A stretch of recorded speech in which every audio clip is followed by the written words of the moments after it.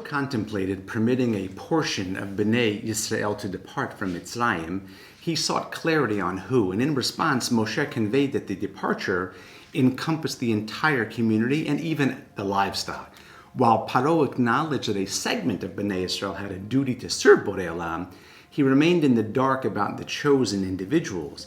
The notion that the entire community, along with their flock and cattle, would serve Kudshu B'richu didn't resonate, so he probed the connection between the service of Hashem Yitbarach and the inclusion of livestock. Moshe Rabbeinu clarified the significance, emphasizing that every member of Am Yisrael, adults to elders, alongside the flock and cattle, play an integral role.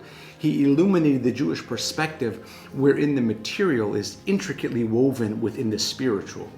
Even seemingly mundane aspects find purpose in the service of Hashem Yitbarach. Paro, however, remained unconvinced, struggling to comprehend the link between lambs and cows and the worship of Borei Olam. The distinction between kosher and non-kosher animals became a contentious issue, underscoring the cultural and spiritual disparities between a Jew and a non-Jew. Our people have weathered the relentless storms of slavery, endured the fires of inquisitions, pogroms, and faced the darkest abyss of the Holocaust, not to mention October 7th. Yet, Am Yisrael persists undeterred in our wavering commitment to serve our Creator.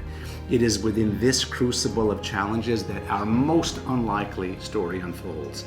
Not merely surviving, but radiating resilience in ways that exceeded conventional expectations. In the early days of their marriage, Rav Shmuel and Rebbetzin Rivka Vosner, living in Vienna, faced the encroaching storms of war. As rumors swirled and news of Hitler's activities in Machshaman became increasingly alarming, Reb Shmuel, attuned to the unsettling developments, decided it was time to leave. Heading to share the news with his affluent father-in-law, Reb Shmuel and his Rebbetzin conveyed their concerns about the impending destruction, expressing the urgency to relocate to Eretz Yisrael. However, the British, who held control over Palestine, imposed strict entry restrictions demanding proper papers that proved challenging to acquire. Despite their means, Reb Shmuel's father-in-law, hesitating, deeming the journey perilous while suggesting a more cautious approach of waiting until the storm subsided. Reb Shmuel argued that remaining in Vienna posed an even greater risk. To resolve the dilemma, they sought guidance from a Rav in nearby Bratislava, Presburg, who ruled preferable go to Eretz Yisrael. After extensive research, Rav Shmuel unearthed an unconventional solution, an illegal boat with available space whose captain was willing to take them. Despite the scarcity of food and dreadful accommodations, a more immediate concern gripped them: their toddler, Chaim Meir, who was just a year and a half old. Opting to leave Chaim Meir under the care of Rebbetzin Rivka's parents, the Vosners set sail for Eretz Yisrael with the intention of arranging for the baby's reunion.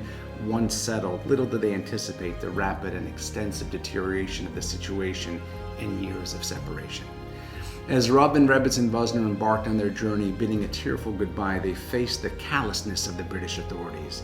Despite the Jews' desperate attempts to escape Europe, the British, instead of displaying compassion, intensified effort to thwart these vestiges. Approaching the shores of Palestine without permission marked ships as enemies subject to British attacks. As the Vosner ship approached Eretz Yisrael, the captain skillfully evaded British scrutiny. However, luck ran out when the ship, having depleted its fuel, became stranded 2 kilometers off the coast of Netanya. Faced with this predicament, the captain gathered the weary passengers, presenting 2 options: remain on the ship, hoping for salvation, or take a perilous leap into the icy waters and swim to shore. It was the second night of Hanukkah, the middle of December. In the pitch blackness of night, the water was freezing. The chances of survival were slim at best, yet staying on the boat didn't seem to be a better option. A group of 14 out of about 150 jumped into the water. Rav Shmuel and his Rebbetzin didn't join them, as they felt swimming with the others posed a question of tzniut. Instead, they took a longer and more precarious route through the icy waters. Both excellent swimmers, after hours of swimming the frigid sea, Rav Shmuel and his Rebbetzin miraculously reached the shore. In all, 4 passengers survived. The others drowned not far from their freedom. When they arrived, utterly exhausted and frozen from their harrowing journey, Rav Shmuel and Rebbetzin Rivka knocked on the first door with a mezuzah.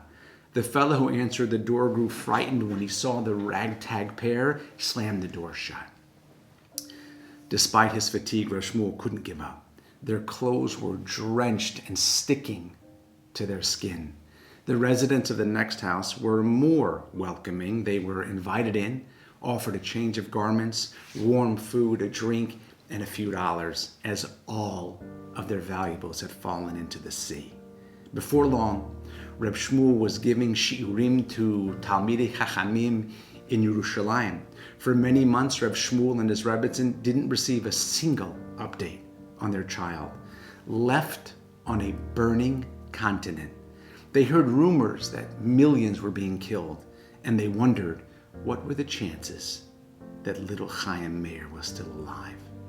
With tension so high, the Rebbetzins' blood pressure often climbed to dangerous levels, confining her to bed for months at a time. Yet despite caring for his wife and agonizing over his child, Reb Vosner used every spare moment and then some to learn. He dedicated day and night, delivering unbelievable shiurim in his sifarim, accompanied him everywhere in Eretz Yisrael as if it was in a peaceful unity, and finally the war ended. Reb Shmuel and his Rebbetzin received the wonderful news that Chaim Meir had survived and was safe in England. When they heard how he survived, they were stunned. Rebbetzin Rivka's wealthy parents had paid handsomely for a non-Jewish couple to take in Chaim Meir, which they did along with another child. But one day the Nazis, Yamach Shemam, received a tip that this non-Jewish couple was hiding Jewish children. The authorities arrived at her door, demanding the truth, yet this courageous woman stood firm, refusing to acknowledge the presence of the hidden children. Despite facing threats to her husband's life, she steadfastly protected the two youngsters. Tragically, in response to her defiance, they fatally shot her husband at the door. This righteous woman exemplifying the virtues of Chasidei Umot HaOlam, persisting in caring for Chaim Meir Vosner as if he were her own, displaying unwavering kindness in the face of adversity. Every year on the second night of Hanukkah, Reb Shmuel would recount this miraculous tale, yet another brilliant chapter of Jewish survival in the face of bitter darkness. With the unwavering support of his Rebbetzin, Reb Shmuel, author of the Shevet HaLevi, Rosh Yeshiva of Yeshivat Hachmei Lublin in Bnei Brak, and a revered Posei Kador, emerged as a luminous beacon for his nation, extending his brilliance to his children as well. The flame continues to burn brightly. Mi ke'amcha Yisrael. Nobody. Shabbat Shalom.